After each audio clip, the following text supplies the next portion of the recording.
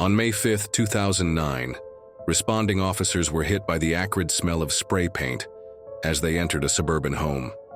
On the kitchen wall, they found the killer's first message written in bright red: "Punished." The same red paint was smeared on the stairs leading to the second floor. "You paid the price." These messages were just the prelude to the horrific scene that awaited upstairs. At the end of the second-floor hallway, across 3 bedrooms, lay an unbearable sight. The body of a 31-year-old woman in the master bedroom, and in separate rooms, 2 young boys, ages 11 and 9. All had been killed in their sleep. What made it even more chilling was the message left in red paint on the comforter covering the older child's body. As detectives arrived and surveyed the scene, their expressions grew increasingly grim. This was no random home invasion. It was methodical, personal, and filled with hatred. As investigators dug into the family's past, shocking details began to emerge. Mysterious, threatening emails dating back 6 months, and secrets hidden beneath the facade of what appeared to be a perfect home. The victims were 31-year-old Sherry Coleman and her sons, 11-year-old Garrett and 9-year-old Gavin. The family of 4, including father Chris Coleman, was known among neighbors as exceptionally close-knit. Neighbors were particularly shocked because they had seen Chris playing football with his kids in the front yard just days before, a memory that made the tragedy even more incomprehensible. The community held prayer vigils, hoping for both justice and healing. There seemed to be no obvious enemies. In fact, their neighbor of 5 years was Detective Justin Barlow. Chris Coleman held a prestigious position as head of security for Joyce Meyer, a prominent evangelical preacher, earning $100,000 annually. Born to a pastor, Chris grew up in a religious environment.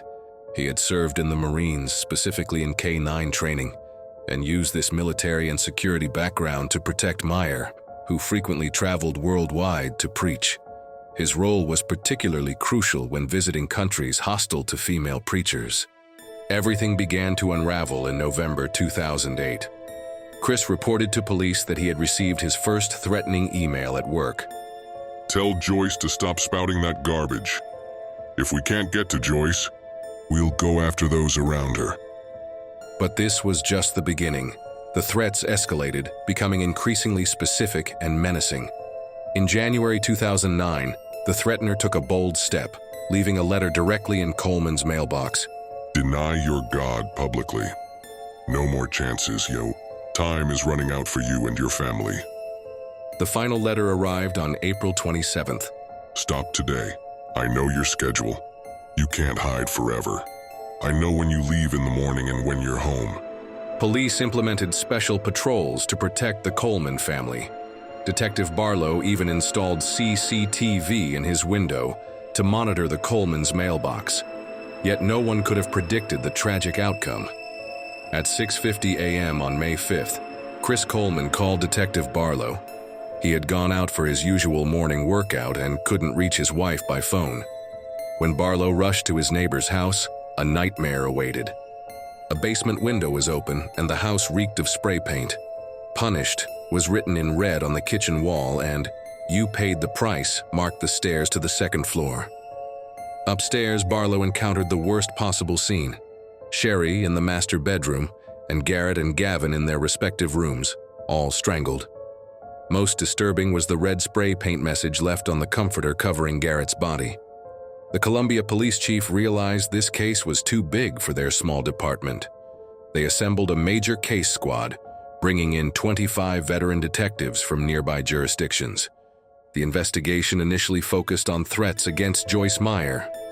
Investigators nationwide tracked potential suspects with grudges against Joyce, verifying their whereabouts on May 4th and 5th. However, a crucial turning point came during Chris Coleman's 6-hour interrogation. His behavior stood out as markedly different from typical family members of victims. While most bereaved families constantly ask about how their loved ones died and the progress of the investigation, Chris never once asked about either. Even more suspicious, he voluntarily brought up the name Tara Lintz. Without any prompting, Chris mentioned having many conversations with Tara from Florida.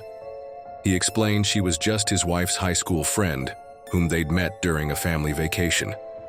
The investigation team immediately requested Florida police to look into Tara Lentz, and shocking details emerged. While Chris claimed they were just friends who talked, Tara's story was vastly different. They had been having an affair since fall 2008.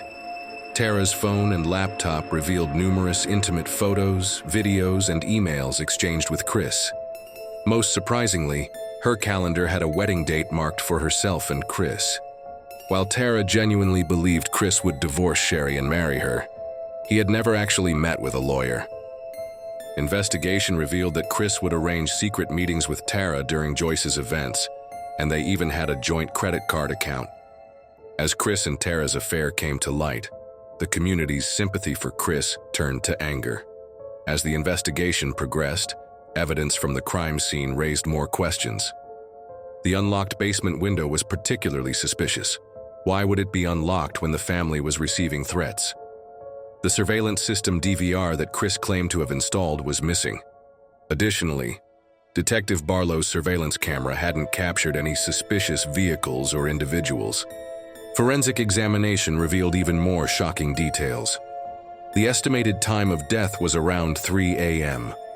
While Sherry's body showed signs of a violent struggle and 2 dark bruises, the children's bodies had no such marks, suggesting they were killed in their sleep while she fought to protect them.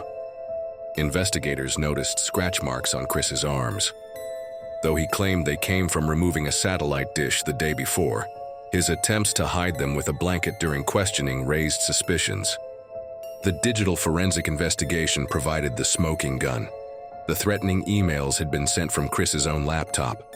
The threatening account was created by Chris himself, and the first threatening email was sent just 9 days after his relationship with Tara began.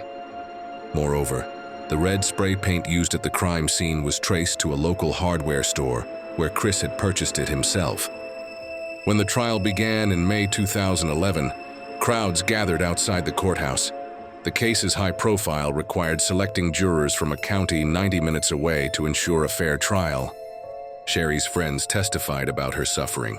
They revealed how Chris would tell Sherry, "I never loved you," and how he was a completely different person at home than in counseling. Most shocking was what Sherry had told her friend Kathy. "If anything happens to me, Chris did it." Prosecutors clearly explained the motive. Chris wanted to start a new life with Tara but feared losing his $100,000 salary if he divorced. Indeed, Joyce testified that she would never tolerate adultery among her employees. Facing certain job loss if he divorced, Chris chose a more horrific path. The elaborate threatening messages were all part of his meticulous plan to cover up his crimes. On May 5, 2011, exactly 2 years after the murders, the jury reached their verdict: guilty. Chris Coleman was sentenced to life in prison for 3 counts of first-degree murder. While hundreds of citizens outside the courthouse celebrated justice being served, no verdict could bring back the precious lives lost. This is the story of Chris Coleman, who murdered his wife and 2 sons for another woman.